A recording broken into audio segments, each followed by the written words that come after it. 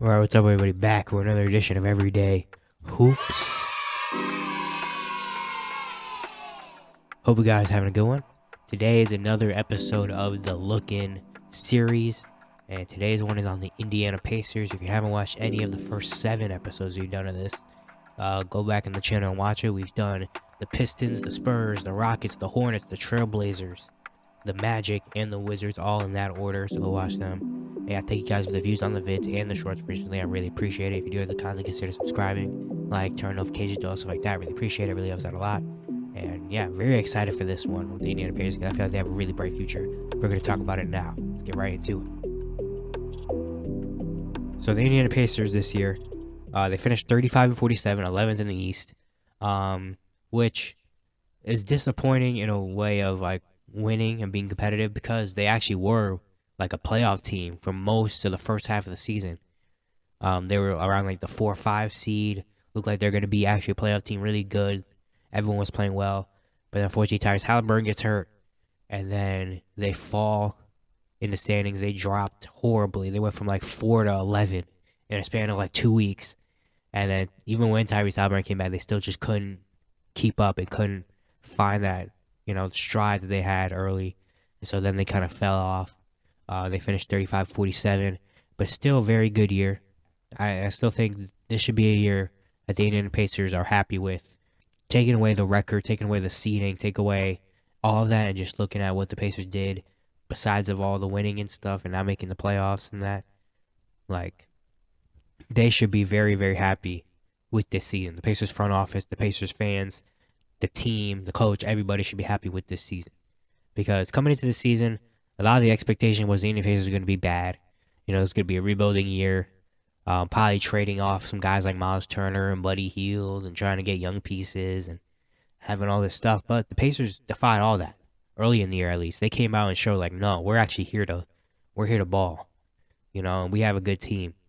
And we have to start off talking about Tyrese Halliburton, because the guy had a phenomenal year. We all expected he was going to take a jump, but we didn't expect him to take a jump like this already. We thought this might come another year or two down the road, but it already came, this jump, and it's only going to get better.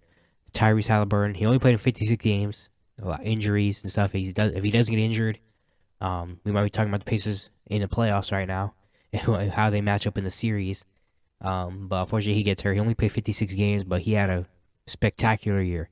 Averaged 20 points, 3 rebounds, 10 assists, and a steal. He shot 49% from the field, 40% from 3, 87% from the free throw line. You could tell even when he was out and when he was playing, he is the Indiana Pacers. He was the offense.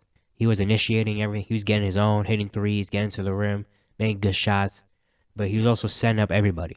Table setting, spoon feeding everybody out there on the court, from Buddy Hield and Miles Turner and all of them on threes to easy lobs and easy passes for layups. And even the pace, he was controlling the pace. He was getting the ball and just running up court, trying to find someone to run with him. Like, he was just doing everything out there for the Indiana Pacers on offense. It was really fun to see. He's so good. We all know he has this kind of potential. And then going to Indiana, it just kind of fully unlocked. He made an all-star team this year. He just looks good, and he's now turned into the franchise piece for the Indiana Pacers. He is the franchise piece. He's going to be the next guy in Indiana Pacer history, as long as they don't trade him. But he is phenomenal, and that's a great piece to have as your building block, basically, on this team, Tyrese Halliburton. We also have to shout out Miles Turner, because he had a big year as well. A lot of talks before the season about him being traded, probably going to be a Laker pretty soon. And he came out and on a contract year, a little bit as well, and balled out. Miles Turner had like his best season. He averaged 18 points, 7 rebounds, and assists, and 2 blocks. He shot 54% from the field, 37% from 3, and 78% from the free throw line. He was awarded with a contract extension from the Indiana Pacers. He had a big year. He had a couple 30-point games. Did a lot more offensively, like going and get his own shot, scoring in the paint and stuff. The 3-point shot was there, of course. We already know the defense is going to be there. He was amazing. He looked really, really good for Indiana. And now he kind of went from being on the trade market every year, and now the Pacers are like, you know what? You fit very well with this team, and we're going to keep you here, and we're going to try to build something. So that was a big thing for Miles Turner to have that. And then also talking about Bennedict Mathurin, their rookie, their top pick. He lit it up to start the season, and was looked like he was on his way to maybe contend for Rookie of the Year, maybe win six man. Unfortunately, the second half of the year wasn't too kind to him. He kind of went quiet, but he had a really good rookie year. He finished averaging 16 points, 4 rebounds, and an assist. Shot 43% from the field, 32% from three, 82% from the free throw line. Just a guy that's super athletic. He knows how to score. He gets to the paint and finishes on everybody. The 3-point shot isn't fully there yet, but he's a lot more confident. There's defensive tools there. It's not all the way there yet, but you see it, and you just see the potential makings of a really good player in Bennedict Mathurin. And he's going to be a big piece for the Indiana Pacers going forward. Because Tyrese is kind of the guy that sets up everybody and also scores. Bennedict Mathurin can kind of take some of the scoring load potentially off of Tyrese Halliburton. So Tyrese can just, facilitate the offense, and Bennedict Mathurin can go in and get some buckets on his own. But yeah, I really like what Bennedict Mathurin did this season. Had a big start to the rookie year. And it's only going to get better. But there's a lot of pieces on the Indiana Pacers that I really like. There's Buddy Hield, again, was also in trade conversations, and he might still be in trade conversations, being 30 years old and maybe not fitting up with the timeline of this team. But Buddy Hield had a good year as well. He averaged 16, 5, and 2 with a steal. Shot 45% from the field, 42% from three, 82% from the free throw line. It was just being Buddy Hield, shooting threes. That's what he was doing. He was also playing defense as well, though, this year. I don't know what the future holds for him in Indiana, but I know a team will happily take him off Indiana's hands if Indiana doesn't want him. But Buddy Hield was really good. Andrew Nembhard had an amazing rookie year as well. Great get as an early second-round pick. He came out of kind of nowhere, I feel like, for a lot of people that didn't watch college and didn't know who Andrew Nembhard was. But he played a really good year. He averaged 9 points, 2 rebounds, 4.5 assists. Shot 44% from the field, 35% from three. Had some huge games, hit some game winners, had some clutch shots. Kind of became the Pacers' kind of starting shooting guard next to Tyrese. And even when Tyrese is out, he kind of became their point guard.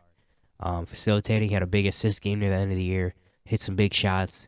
And he just looks like he's going to be a very just solid basketball player. That's what he is. And that was an amazing get for Indiana. And then also Aaron Nesmith. He was involved in the Malcolm Brogdon trade in the offseason. He becomes just like a throw-in. Former first-round pick that didn't really do anything or didn't really get a lot of opportunity in Boston to show. And he came in this year and became the Indiana Pacers starting power forward at 6'5". He played pretty good as well. He averaged 10 points, 3 rebounds, and assists. He shot 42% from the field, 36% from three. He has some good moments and shows potential of why he was a first-round pick. Really like that. But there's a lot more guys, man. We can make like a 30-minute video of all the guys I like in Indiana because there's some pieces over here. Isaiah Jackson, I really like him as a backup big that can kind of, when Miles Turner's out, he can come in and kind of do the same things on defense. He can block a lot of shots. He's really athletic. He can go catch lobs. Doesn't shoot like Miles Turner or do a lot of the offensive things Miles Turner does. But on defense, Isaiah Jackson's going to come in and block shots and catch lobs. People love centers like that, especially with a guy like Tyrese Halliburton who's going to be looking to throw him and looking to set and looking to run. Isaiah Jackson's going to be running with him. Jordan Wara, I think, was a really good get as well at the trade deadline. Kind of, again, another guy that he was a second-round pick, but has a lot of potential, just was on the Bucks, so he didn't really get a lot of opportunity. And I really think Jordan Wara is going to be a very solid NBA player. He can be a solid player, so I like that the Pacers took a chance on him, and he played really good in Indiana as well. 24 games, he averaged 13 points, 4 rebounds, 2 assists. He shot 47% from the field, 42% from three. Has some nice games. Yeah, I think he could be a very good piece for this Pacers team in the future. It's just a guy off the bench that can score. They need a scoring punch here or there. Some guys are having some off nights and just need some energy. Jordan Wara can come in and get 10, 12 points quick, and change the game like that. But yeah, I really like this Indiana Pacers team and what direction they're heading into. I love their young players. I love that they had already a little bit of that competitive spirit early in the year. So they can come into next year and kind of know, like, hey, what we did the first few months of the season. If we come out the gates like that, we know we can do something, and we know we can be a playoff team for sure. I really like what Rick Carlisle has done for this team. I was very skeptical of coming into this year of Rick Carlisle if he was going to keep his job or not, because I thought the Pacers were going to be bad, and Rick Carlisle, there's no sense of him being there still. But he impressed and did a really good job. And I really like how this Indiana Pacers team is built. I love the young players they have. and I think they're just gonna get even better and better. Man, they have a really bright future. Coming into the draft, they're gonna have most likely a top 10 pick. Who knows where it ends up? Right now, they would have the 8th pick in the NBA draft, around that range, which is where they're probably gonna end up, depending on how the lottery goes, obviously. But I feel like their main thing should be getting another wing. You look at their guards. They got Tyrese, they got Benning Mathurin, Buddy Hield kind of became a 3, but he's more of a 2. Andrew Nembhard's a good guard. Even they got Chris Duarte, who could play the 2. He'll also play the 3. But their power forward position doesn't look good. I mean, at first it was Jalen Smith, but then he kind of disappeared. And then it was O'Shea Brissett, basically, and then Aaron Nesmith at 6'5", became their power forward. O'Shea Brissett's like 6'6". They don't have a true power forward, so I feel like maybe going out and getting a forward would be big in this draft. Taylor Hendricks is a guy that could be interesting for him, a big power forward, but he can also play center a little bit. Loves to block shots. Imagine him and Miles Turner down there in the paint. I mean, no one's scoring. No one's scoring in the paint. If you got Miles Turner and Taylor Hendricks down there, I think Jarace Walker would be the perfect get for Indiana. If somehow Indiana gets Jarace Walker, I feel like that would be perfect for them. Power forward can slide right in there. Again, really good defensively. You have him on the wing with Miles Turner, especially if you're playing Buddy Hield at the 3. You kind of have someone that can help Buddy out and Jarace Walker, because Buddy Hield's pretty small for a 3 if he's going to be staying at the 3 and guarding forwards and stuff. We have Jarace Walker, a very deep, versatile defender. He can go out and guard the perimeter. He can block shots. He can do that. But then on offense, he can also spread the floor, and hit threes. Well, you have a guy like Tyrese who loves to spread the ball around and loves to run and loves to kick it out to shooters. You got Jarace Walker out there. So I think those two, Jarace Walker would be the perfect guy. Taylor Hendricks is also a good guy in there. If they don't get any of them early, I think maybe like a Grady Dick or something could be solid. Just another wing that can shoot the ball. And then they also have a late first-round pick as well, because they have the Cleveland Cavaliers pick from last year's trade when we got Karis LeVert from Indiana. So the Pacers are going to have another pick late in the first round. I feel like a guy that could be on the radar is Chris Murray from Iowa, Keegan's little brother. Again, just a forward that can knock down shots, very solid, versatile defender. I think that's what Indiana should be looking for in this draft. Guys that can help them immediately come in and just be solid players. They don't need any star potential guys. They don't need like a Cam Whitmore or a Thompson twin or anything like that. But they just need solid guys that could come in and play a role for them right away. And I think any of those guys would be perfect fits for Indiana. But yeah, looking at the future of the Pacers team, I feel like their goal should be making the playoffs next year.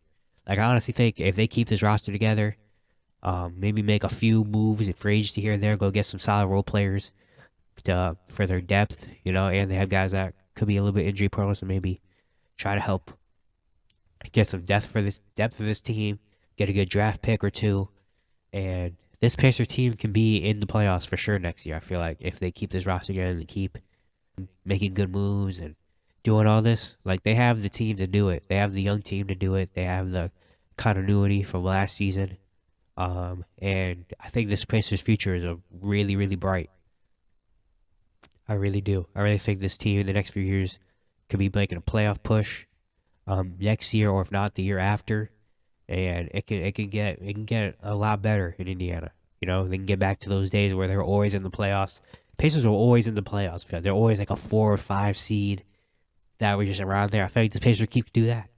They can be kind of a 4 or 5 team that can shock some people, maybe sneak up on some teams, maybe potentially win a series. Who knows? But I really like the Indiana Pacers future, and Pacers fans should be very, very happy and in a good place right now. Yeah, that's it for today's episode. Hope you guys enjoy. Once again, if you haven't watched any of the first 7 episodes, go watch any of those of the look-in that you missed. And if you guys like the content, consider subscribing, turn on notifications, all stuff like that. I really appreciate it. Really helps out a lot. And I will see you guys tomorrow.